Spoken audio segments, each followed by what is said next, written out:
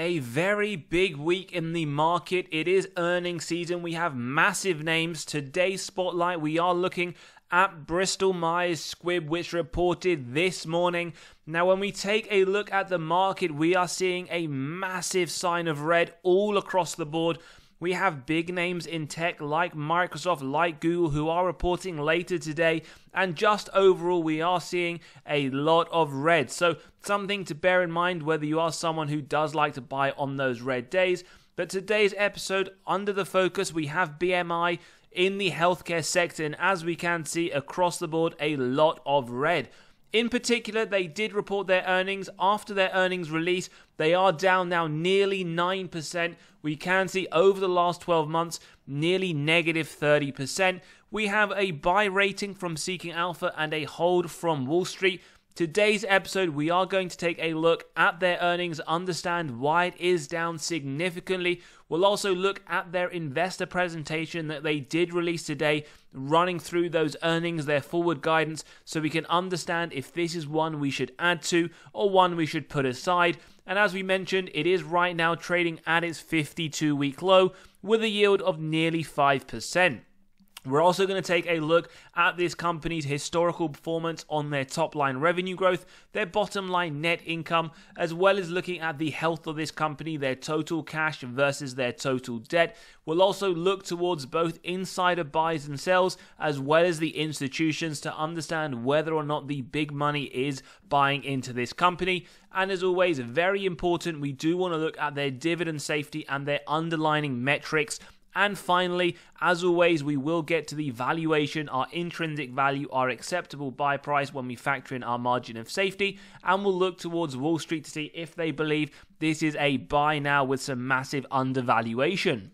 So when we take a look at their earnings, as I said, they did report just a few hours ago. We can see the headline reads that they did in fact beat on revenue as well as initiate a $1.5 billion cost-cutting initiative. However, they did post a quarterly loss, but this was expected by the market, which we can take a look at. Now, in terms of some of the key points, their revenue was very strong due to the fact, as we can see here, their popular blood cancer treatment, Revlimid, and their blood thinner came in higher than expected, so positive news for investors. However, they did post a quarterly loss. The reason for this, one-time charges associated with some recently closed deals. Now, when we take a look at the actual numbers to understand what is happening, firstly, their essential cost cutting is going to unfortunately come at the expense of 2,200 employees that they are expected to lose their jobs. So not the greatest when you do hear that, but typically when the market sees that, it does react in a positive way, but we haven't seen that so far. We also know over the last year they have essentially discontinued 12 drug programs so far, and they will continue to evaluate others. So we can see this is a little bit of a worry, as they do want to have new products out there to drive their top line revenue. Now, when we look at the numbers, unfortunately, they were predicting a loss, but we can see with the market expecting $4.44 negative, they did come in slightly better at $4.40. Where they really propelled was on their revenue growth, $11.87 billion for the quarter, whereas when we do look at what the market expected, it was lower at $11.46. So positive news, they did beat on the revenue and they did have a slightly better loss per share than they were initially expecting. Now, as we can see, the market has reacted very poorly. They are down over 8%. They are trading at their 52-week low. And as we mentioned, a yield touching the 5% level. On a forward PE, we do see very high. We will touch upon that later. But over the course of the last 10 years, if you have been a shareholder, you would be down around 10%. Now, if you do include the fact that you were reinvesting those dividends, you would be slightly higher. Nonetheless, a very poor long-term investment historically over the last 10 years. And we see all-time highs just over $80, and we're talking about a year and a half ago, so not that long away. It was nearly trading at double the current price. In terms of the company, what we like to see, typically historically 3 to 7% growth year on year. What we see for BMI, we see $15.9 billion reported in 2014. We see $45 billion in their latest annual report. So they have increased their top line by 3 times, but when we do look at it over the longer term, If you look from 2020, that top line has marginally increased. There was some nice growth from 2014 all the way in fact to 2020, but over the more recent period, when we do take a look specifically at the numbers, 46.4 to 46.1 to 45. So they have in fact been downward trending over the last 3 years. When we compare that growth of 3 times on the top line over the period, we note that their bottom line has performed slightly better. 2 billion in 2014, just over 8 billion in 2023, so 4 times growth to their net income. And as we can see, very inconsistent. In fact, we do see a loss recorded in 2020, but overall it is at least moving in the right direction and it is growing slightly better than the growth in their revenue. Now, when we take a look at the health of this company, very important, especially given companies that do pay high yields of around 5 to 6% or more. What we can see, 7.4 million of cash and short-term investments in 2014, just over 12 billion in their latest report. So they are holding a lot more cash than they did 10 years ago, and we can see the trend overall is upwards over the period.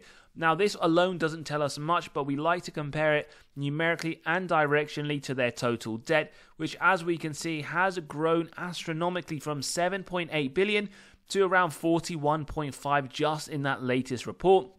When we take a look, in fact, it did increase dramatically from 2018 to 2019 before remaining fairly stable. Nonetheless, this is very important when we do look at that dividend safety, and we will take a look at the net debt to EBITDA to also understand if the dividend does look to be safe. In terms of the growth grade, well, it does get a C+, which is very poor. We see a lot of mixed results, but overall it isn't the greatest.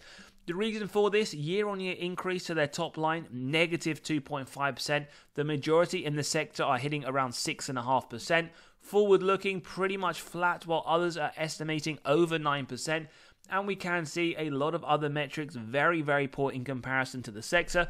The other one that I do like to look at here is the earnings per share, forward-looking over the next 3 to 5 years. In fact, they are estimating negative 2.3%, with others in the industry at 11%. So do factor this in, not just your investment thesis, but also when we do come to that margin of safety.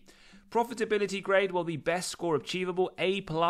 Now, gross profit margin, 77%, a lot better than the sector median of 56%. When we look at the bottom line, very strong as well, just under 18%, whilst we have the sector medians coming in at -5%. So we have 2 different things to consider. Their growth isn't looking great, but as a business, they are very profitable, and we do get that stamp of approval at an A+ rating.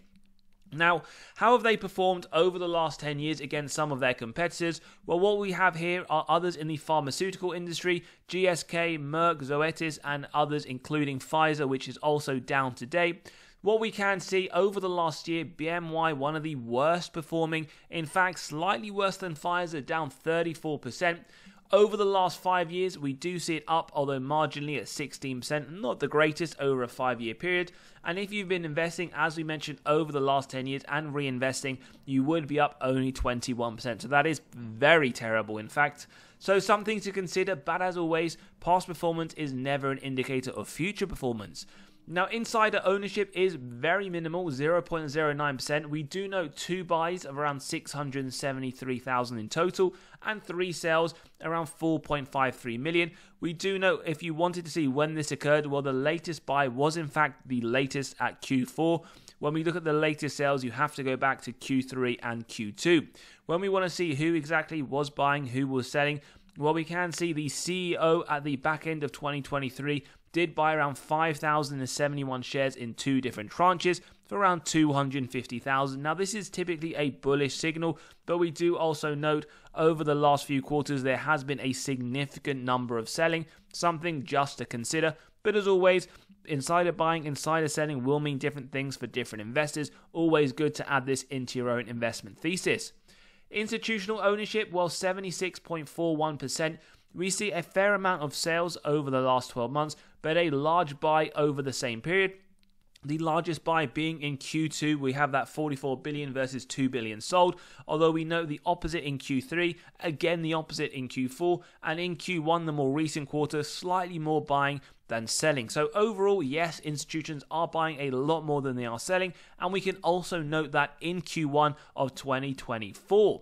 Now, before we jump into the financial metrics, let's take a look at their latest investor presentation. Just a few things to point out for BMY going forwards.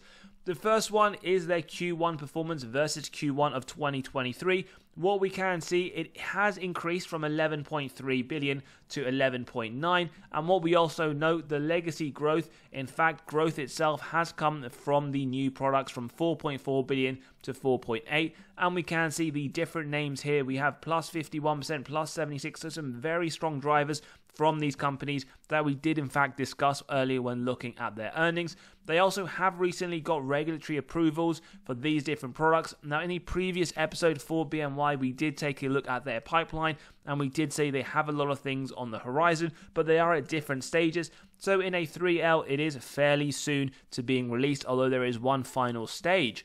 Then finally, when we take a look at their 2024 guidance for the full year, something interesting to note, for the full year revenue, they are expecting low single-digit increases, which they did affirm again.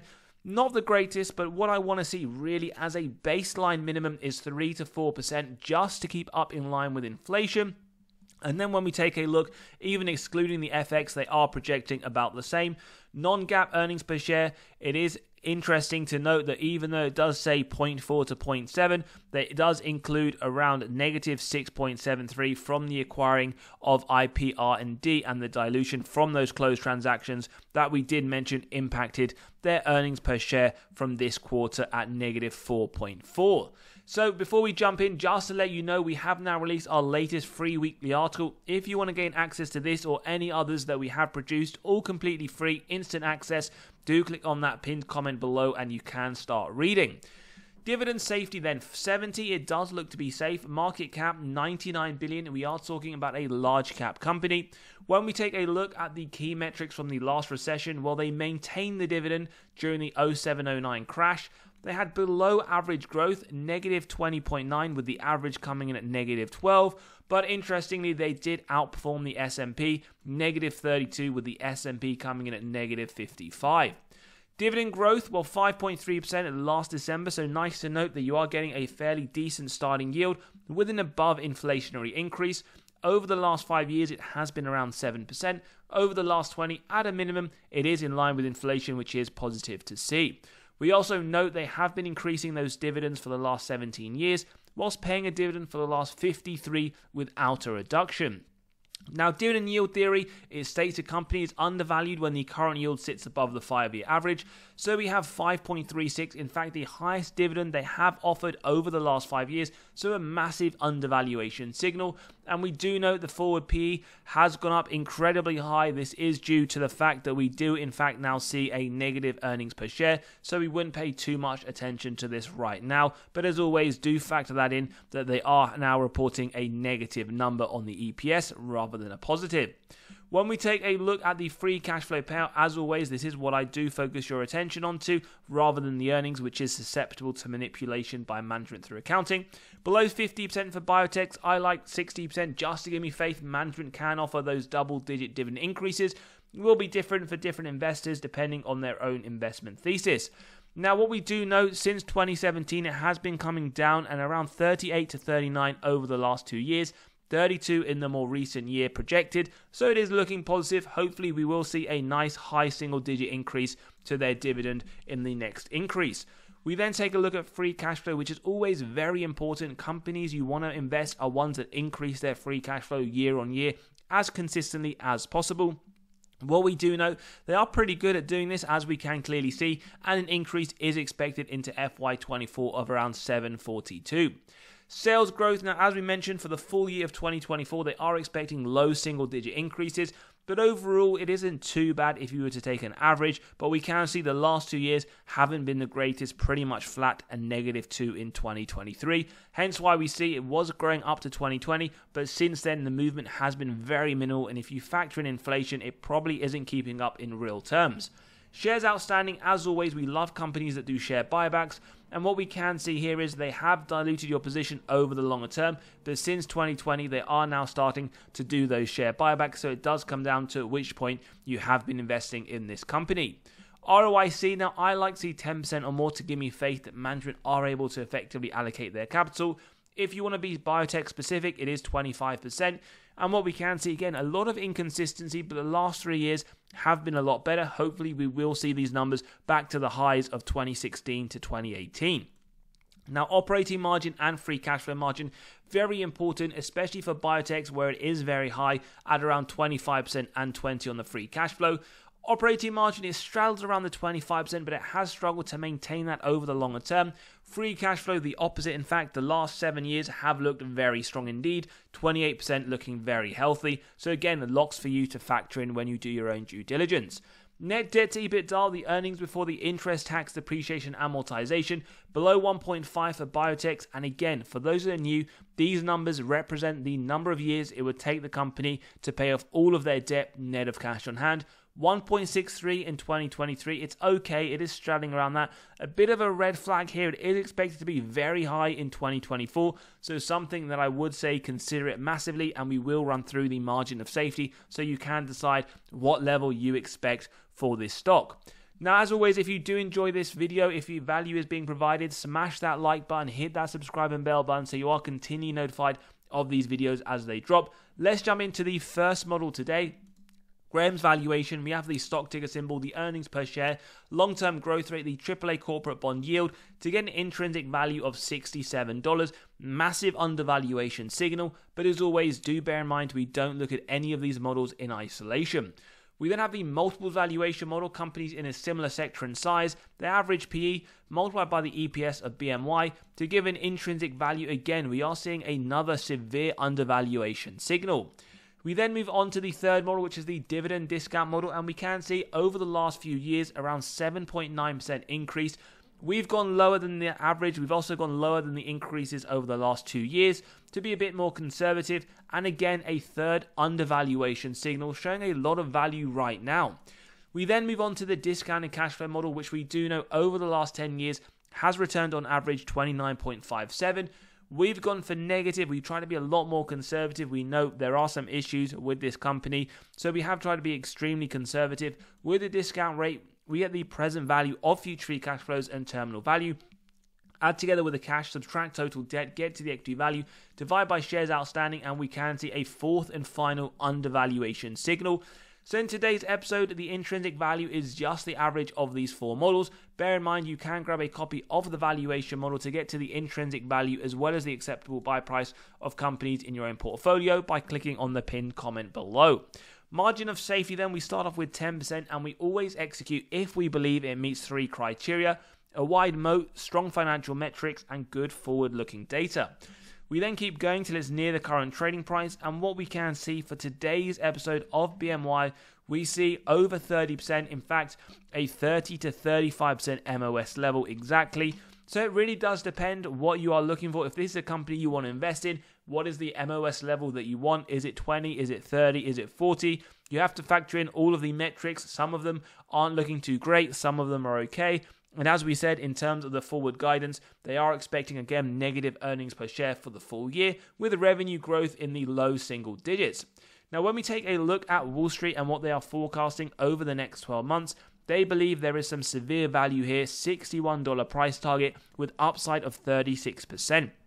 So in conclusion, for Bristol-Myers Squibb, we have a 30 to 35% MOS level based on these estimates and judgments, with upside from Wall Street of 36%, indicating it to be a buy or at least a consideration for the portfolio. As always, let us know your thoughts in the comments below. For me personally, this isn't one that I have in the portfolio. I do prefer to look at other higher quality ones that we have reviewed recently on the channel that do have a lot of very strong metrics, a very high dividend growth rate, strong free cash flows, year-on-year increases, very high ROICs, very consistent margins. But again, different stocks for different people, and this is looking like there is some value here now at this 52-week low. As always, let us know your thoughts in the comments below. If you enjoyed today's episode, smash that like button, hit that subscribe and bell button, and as always, we'll see you all on the next one.